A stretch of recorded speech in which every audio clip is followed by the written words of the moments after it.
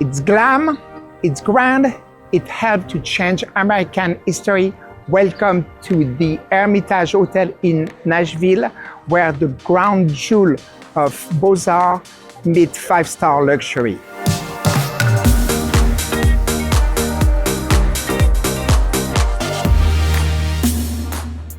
Thank you so much for inviting me to visit your wonderful hotel. I can't wait to tell you more about it. Oh my God.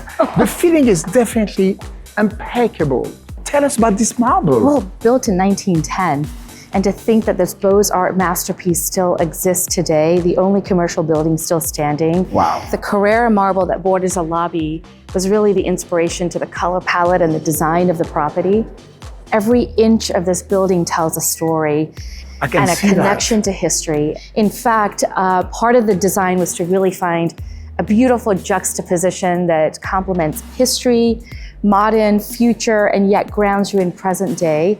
But the very space that we're standing in was the epicenter of the suffrage movement in 1920, which eventually led to the ratification of the 19th Amendment, giving women the right to vote. And those who are in support of the movement wore a yellow rose. This is a national historic landmark and one that cemented its role in American history. Welcome to Druzy and Dar. Wow. This space really was a culmination between Thomas Juel Hansen, a phenomenal Danish designer, along with Chef Jean-Georges, who is a global culinarian, a visionary, and we couldn't be more pleased and honored to have him in Nashville. What a remarkable space. The natural materials that you see throughout the space really help accentuate the beautiful vaulted ceilings. Yes, Thomas did a very fabulous job. And for me, the lighting designer, it was a great challenge. You know, how do you make it bright for lunch, make it bright for breakfast? We're gonna wait, but who was the lighting designer? Okay, l'Observatoire International. So let's cheer to Jean-Georges. Jean-Georges with his favorite drink. Cheers. A Negroni. Cheers, Jean-Georges. Love the Negroni. Let me tell you about this remarkable historical bar.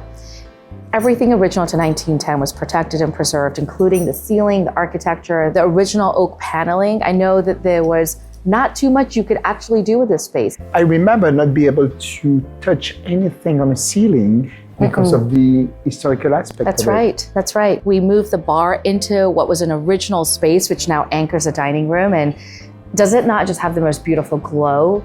I feel the warmth. It's Yes. a fireplace. Funniest thing is this little charming window right behind you where women were served on the other side because they weren't allowed to come inside the bar. Unbelievable. And you know what's really funny?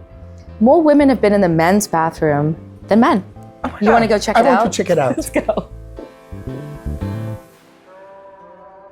Wow. Wow. Wow, wow, wow. Incredible. I've seen this on the must-see list everywhere. Everywhere. How often can you say you walk into a hotel to go see the men's bathroom? I love it. You've got this bold green and black, original glass tiling with original terrazzo floor, the sinks, the urinals. It's all original to 1930s. And it's beautiful. It has been part of video shoots, photo shoots, movies. It was celebrated as the best bathroom in the world at one And it's point. a great conversation place. Isn't it? We're sitting in a pretty important seat. You know, Elvis had his shoe shines here at one time. Many times we've been asked, well, why is the women's room not that cool? Well, it is now. We created a sister to the brother bathroom, and it's spectacular. I think we should take a picture of that if we can. We've got to go check it out. All right, let's go. It's time for our selfie. Is this not the most Let's do glamorous it. thing ever? Okay, ready? Love it. You look so chic. You look fabulous. It's like Elizabeth Taylor would love to be here. Can you imagine? This space is really special because it was originally an outdoor space. It was the balcony for the hotel, the grand balcony. So these windows were not there. It was completely open and the hotel began here. So all of these walls are actually exterior terracotta, glazed terracotta. It's why there's so much patina on them. Yes, exactly. There's plenty of patina. All we did was clean it. We didn't do anything else to it. But the colors in the terracotta are what sort of started the color scheme for the rest of the hotel. With Okay, the I blue. can see that. What about the ceiling? The ceiling came about because of the fact that this was an exterior space originally, and I wanted it to still feel that way. So we hired a wonderful artist here in town, but he went overboard and did really realistic clouds, which are gorgeous. And then he surprised us with the final little detail. He painted a little bird up in the ceiling, and we've now taken that bird concept and made him the sort of ambassador for the hotel all the way through. Now we're walking inside of the presidential suite, and I heard many presidents or celebrities have stayed here.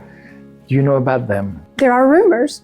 We don't know who stays here because the hotel is very discreet, and that's one of the reasons that it is the destination hotel. This space is, I think, my favorite space in the hotel because it is so private and it's so quiet. This suite was 4 different rooms that we gutted, or we tore out some walls and expanded into this beautiful... It's a nice apartment. Yeah, it really is. I could live here for sure. Yes. And tell me, were you part of the selection of the artwork as well? Yes. We actually commissioned all of the pieces in this space specifically for the space. Wow! Oh la la, as we say in French. What a beautiful room here. It's huge. Well, merci. This is one of the results of how we enlarged the rooms and reduced the count of the rooms so that it was a very luxurious 5-star experience in every way. Yeah, I think you noticed when we walked in, we went through this beautiful dressing area that was bespoke, we made specifically for this. This is a larger guest room in other floors, but it's still a guest room. Deborah, I love the same thing, the tone, how you choose the tone of the room, how the art is displayed. I think it's extremely sensitive. Thank you. I am sure this room has seen so many incredible events. Some of the most amazing socialite galas, to political events, to media production, weddings, you name it, it's been the place to gather. And it remained like almost intact. It is very original. The original walnut paneling, original, incredible plaster ceiling.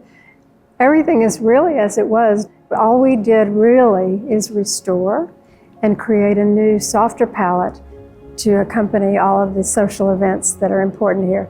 And we restored the original chandeliers. You get to talk about lighting now, Hervé. Finally! It's your stage. All right, thank you. The overall vision for the Hermitage was to restore the emotion of the warmth, the color of the incandescent light, bringing back the flame, the candle, the incandescent, and it was a beautiful collaboration. It was. What a wonderful place for an afternoon tea. The mood is absolutely perfect. Well, afternoon tea has long been served for decades. This version of tea was really fun because it was in partnership with Draper James, founded by Reese Witherspoon. What a beautiful way to celebrate beloved Southern brands, and not to forget Mr. Jack Daniels over here, who also plays an important part because you can't spill tea without having whiskey in a teacup. I think we should have a splash of it. Yes, we let's should. do. But before that, let's celebrate. Cheers. Cheers.